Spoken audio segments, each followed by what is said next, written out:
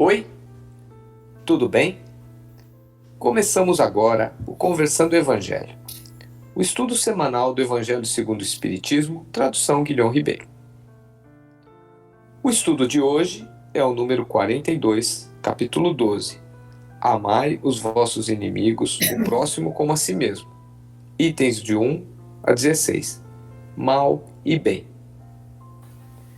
Em nome da Casa Virtual Luz Espírita Caville, agradecemos a presença da Michele, da Maria Rita, do Josimar e do Ney. Convidamos nossa amiga Michele para fazer a prece inicial. Boa noite a todos. Vamos serenar nossos corações e elevar nossos pensamentos. Deus, nosso Pai, Jesus, nosso Mestre e Guia, agradecemos por mais uma noite de estudo, agradecemos por esse momento, pelos amigos espirituais que nos acompanham, agradecemos por termos a oportunidade dessa encarnação e a cada dia fazer um pouco melhor. Pedimos que nos abençoe na noite de hoje, para que esse estudo possa ser proveitoso para nós e para todos aqueles que irão nos ouvir. Que os nossos amigos espirituais e benfeitores estejam presentes, nos ajudando e iluminando o nosso encontro, o nosso estudo. É isso que pedimos e agradecemos, que assim seja. Que assim seja. Que assim seja. Bem, ao falar de mal e bem, o que podemos entender por mal e como podemos identificá-lo no nosso dia a dia?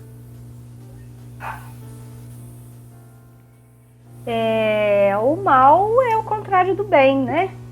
A questão 630 lá no Livro dos Espíritos, os Espíritos esclarecem Kardec falando disso. Deixa eu até confirmar se a questão 630 é ela mesma. E o bem é tudo o que é conforme a lei de Deus, o mal tudo que lhe é contrário. E aí, algumas pessoas nos dias de hoje falam: mas o que é bem? O bem para mim pode não ser o mesmo bem para outra nação. A gente tem que pensar o seguinte: a nossa base é cristã. Então, Jesus deixou toda uma base de amor, de caridade para nós seguirmos. Então, a nossa base é essa. As leis de Deus são leis naturais e leis de amor. Qualquer coisa que vá ao contrário disso não é bem. Então, como que a gente vai ver isso no nosso dia a dia? Quando a gente se pegar em alguma situação, isso é bem para mim, é bom para mim, mas vai fazer mal para o outro, então não é bom. Então não pode ser o bem. O bem tem que ser bom para mim e para o meu irmão, para o meu próximo. Eu concordo assim, integralmente com a fala de Michele, porque nós não podemos relativizar o bem, porque não existe. Bem é bem, e o bem é algo absoluto, de acordo com os mandamentos de Deus. Inclusive, numa palestra que eu ouvi de Haroldo Dutra, ele citou uma passagem de um livro que ele leu de Rousseau, dizendo que Rousseau, ele disse que uma forma de se identificar o bem e o mal no nosso dia a dia é eu perguntar a mim mesma: o que eu estou fazendo, se eu fizer, todos fizerem, é bem ou mal? Por exemplo, eu estou andando de carro, eu posso jogar um papelzinho pela janela, pequenininho, não tem problema nenhum, mas se todo mundo jogar um papelzinho pela janela, o que é que vai acontecer? Né? Eu estou gripada, aí eu resolvo cuspir no chão. Imagina se todo mundo que estiver andando junto de mim, todo mundo começar a cuspir no chão. Isso é bom ou é mal? Então, eu achei essa coisa interessante. Como identificar o mal no meu dia a dia? Se aquilo que eu estou fazendo é bom ou ruim? Se todo mundo fizer, é bom ou ruim? Perfeito. Agora que nós temos já um entendimento bem claro do bem e do mal, que tipo de amor é esperado que se dedique aos inimigos e de que forma Jesus exemplificou este amor? Bem, Jesus, né, em Mateus 5, 43, 48, ele nos esclarece como é que devemos amar os nossos inimigos. Aliás, eu acho que o amor é um só. O mesmo amor que dedicamos ao amigo, devemos dedicar aos nossos inimigos. E Jesus nos exorta a amar os nossos inimigos da seguinte maneira: que vantagem tem amar somente um amigo? As pessoas ruins também não fazem a mesma coisa, os maus não fazem a mesma coisa. Então, ele nos exorta a amar também os nossos inimigos. E isso realmente funciona de uma forma tão bonita. Eu vejo que às vezes que eu pratiquei esse amor ao inimigo e que eu fui capaz de orar por um inimigo, por uma pessoa que me fez mal, parece que milagrosamente aquele relacionamento melhorou assim mais do que 100%. Por quê? Porque o amor é capaz de fazer milagre. Então, quando Jesus nos exorta a amar o inimigo, é porque ele sabe que realmente o amor ao inimigo vai transformar aquele relacionamento aparentemente ruim num relacionamento positivo. Completando essa pergunta, analisemos que o nosso Mestre Jesus, ele trouxe o maior exemplo de humildade para a humanidade. Jesus jamais ele se perturbava com qualquer coisa que fizesse a ele. Ele mostrou tanta serenidade, tanta tolerância e perdão. Quando ele foi preso, com toda aquela forma injusta, cruel, cuspiram na face dele, certo? Então ele não revidou nada. Recebeu várias chicotadas, porém não amaldiçoou ninguém. Os que feriram, tudo, o que fizeram para ele, ele ainda pediu assim: Pai, perdoa-lhes, porque eles não sabem o que faz. É difícil amar como Jesus nos amou, mas ele nos aconselha literalmente no seu evangelho, todas aquelas pessoas que nos ultrajam, nos perseguem, e que eles querem a qualquer custo se tornar superiores a nós em qualquer situação. Ele pede que não odiemos essas pessoas, que nós não odiemos. Por quê? Porque nós nos igualaríamos a eles.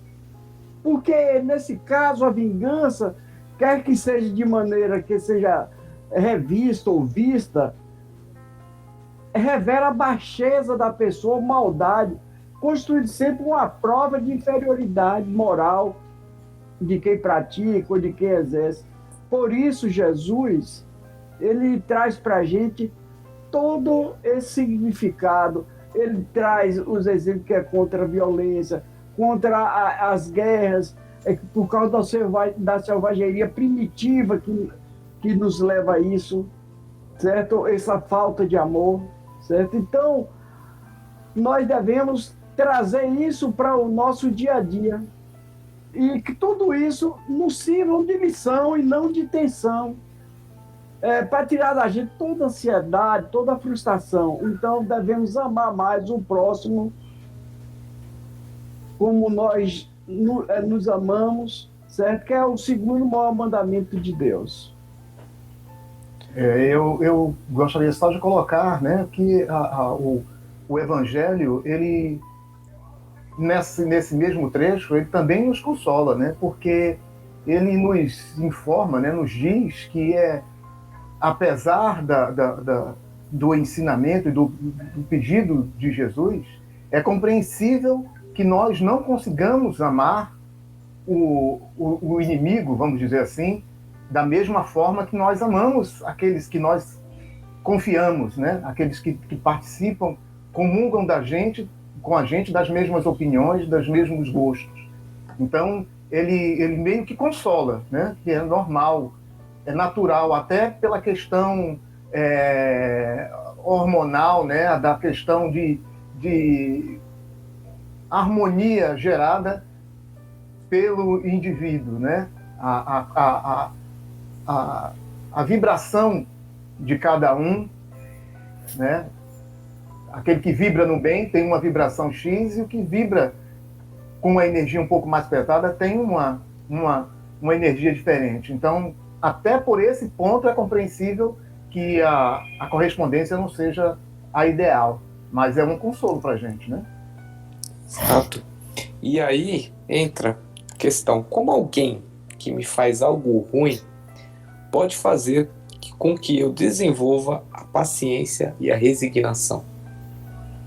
Então, aí eu acho que é quase um complemento dessa colocação que a gente fez, né?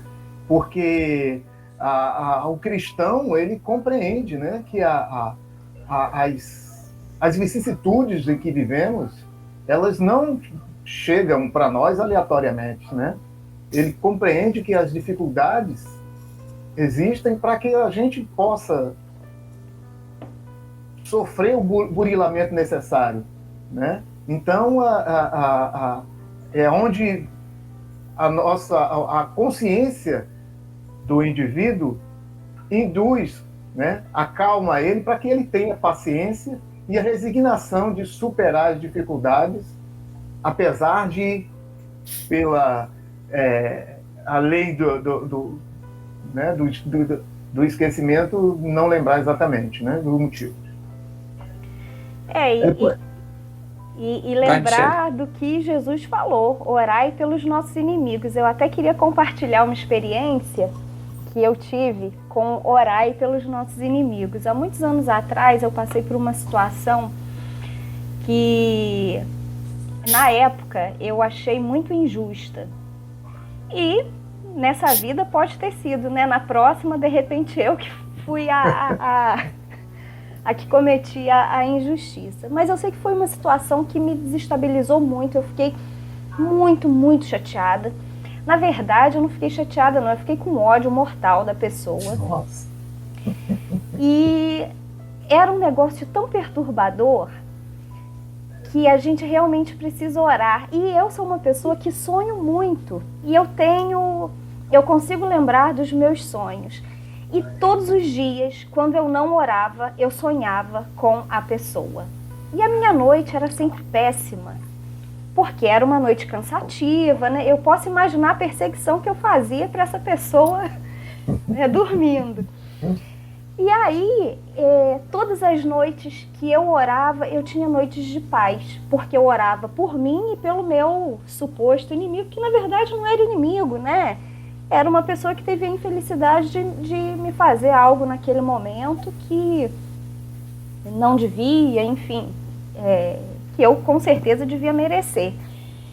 E aí, depois de muita oração, eu ia para a casa espírita. Aí eu comecei, na época eu não estava frequentando a casa espírita, eu estava um pouco afastada, e aí eu comecei a frequentar a casa espírita, orar e passe. Eu sei que a coisa foi se diluindo e chegou um determinado ponto que eu encontrava a pessoa e tá tudo bem. Por quê? Porque é realmente isso, a oração ela cura. Mas não é orar de vez em quando, é orar todos os dias. É um trabalho de paciência e de resignação. A gente tem que aceitar que nós somos imperfeitos, que a gente tem sentimento ruim, sim, porque nós somos falhos, mas que a gente tem a receita para melhorar e ter paciência, né? Michele, eu também lembro sempre o seguinte, né? Nós pedimos muitas vezes em nossas preces, né? Meu Deus, me dê paciência. Só que esse fenômeno de você ganhar a paciência, ele não aparece como um estalo, como uma mágica, né? Ele é um trabalho que vai ser executado por meio de provas. E aí vão surgir as pessoas que vão fazer coisas ruins ou coisas que você não gosta para você e que vão exigir a sua paciência. Entenda que a pessoa não está te fazendo algo ruim, ela está fazendo algo que você pediu na sua prece. Você pediu para ter mais paciência, então você vai receber tarefas para exercer a sua paciência, né? E aí entra a nossa próxima questão, né? Que é por que quando alguém bater em nossa face direita, devemos também lhes apresentar a outra face. Está no Evangelho segundo o Espiritismo, no item 7, no capítulo 12, o trecho que Jesus disse: aprenderam o que foi dito, olho por olho, dente por dente, porém eu digo, para que não resista ao mal que lhe queiram fazer. Se alguém bater na tua face direita, apresenta-lhe também a outra. Mas vamos fazer um comparativo da época de Moisés. O senso moral era o quê? Primitivo. A violência entre as pessoas era muito maior. Era considerado correto lavar a honra naquela época, ou na nossa época atual também pode acontecer isso, né? Vingamos pelo mal feito com a mesma moeda. Isso acontecia em qualquer situação, mesmo as mais corriqueiras. Mas, porém, veio Jesus e mostrou outra alternativa, né? Que é a alternativa de oferecer a outra face. Você vê que beleza, né? Que se interpretarmos literalmente, poderíamos entender o que ele sugeriu. Que deveríamos agir passivamente, deixando que os outros façam todo o mal que bem entenderem a nós, certo? Sem nós reagirmos. É que os Espíritos esclarecem, na mesma obra, no item 8, se os ensinamentos fossem seguidos ao pé da letra, ou literalmente, as consequências seriam o quê? A condenação de toda a repressão, deixando o campo livre para os maus, certo? E que nada teriam a temer. Se não colocarmos um freio nessas agressões, logo todos os homens de bem seriam suas vítimas. O próprio instinto de conservação, que é uma lei da natureza, diz que não se deve desistir da vida sem luta. Por esse ensinamento, oferecer a outra face, Jesus não quis proibir a defesa e sim condenar a vingança. Ele nos traz, mas se alguém nos prejudicou e nos vingarmos, causaríamos o mesmo mal, nos tornaríamos igual ao causador do nosso sofrimento. Onde estaria esse mérito nosso? Estaríamos nos igualando àquele que causou-nos o mal? Mas então, o que significa dar outra face? Se analisarmos que já temos nosso livre-arbítrio, temos a faculdade de escolher, mas a escolha que fazemos é fruto do nosso impulso de paixões de animais ainda que nós temos, do medo, e que nos leva também a analisarmos, certo, como nós deveríamos agir empregando a lei do amor. Seguimos sempre o que Jesus resumiu para todos nós: faça ao outro o que queres que ele faça a ti. Até porque já é um avanço nosso em notar que não fomos nós que ofensores, que seria bem mais sério para o nosso futuro, já que colheremos o que plantamos no futuro. No meu dia a dia, eu tenho uma coisa que me ajuda muito nesse trabalho de perdoar os inimigos, orar pelos inimigos. Eu me lembro que alguma vez em minha vida eu ouvi alguém me dizer assim: Rita, todas as almas são preciosas para Deus. Gente, isso foi um milagre na minha vida. Eu olho todas as pessoas dessa forma. Mesmo que eu estou com raiva dela, quando eu estou com vontade de me vingar, eu digo: meu Deus, esta alma é preciosa para ti. Se tu a amas, eu não posso fazer isso. E aí, naquele momento, meu coração se abre para essa pessoa. Tem sido assim uma experiência muito bonita, muito rica. Eu fazer esse exercício, por mais que eu esteja chateada com a pessoa, eu olho para ela e digo assim: meu Deus, ela é uma alma preciosa para ti. E isso tem me ajudado muito nesse caminho, né? Nem sempre, às vezes, dá muito certo, mas na maioria das vezes dá certo. Rita, você é o exemplo daquilo que a gente não controla o que o outro faz, mas você controla o que você vai sentir, né? O que vai emanar de você. Com certeza. É isso aí. E como diria Gandhi, né? olho por olho, dente por dente, acabaríamos todos cegos e banguelas, né? Banguelas, exatamente. Bem, gente, obrigado a todos pela colaboração no nosso estudo da noite e pedimos para a nossa amiga Maria Rita fazer a prece de encerramento.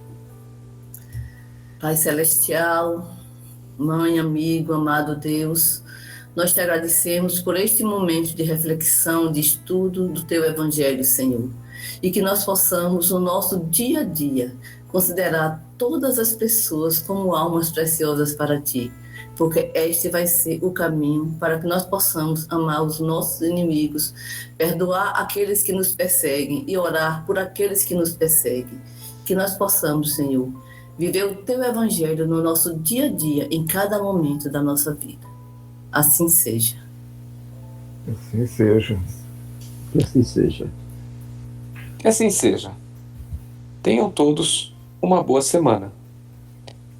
E até o próximo estudo. Fiquem com Deus.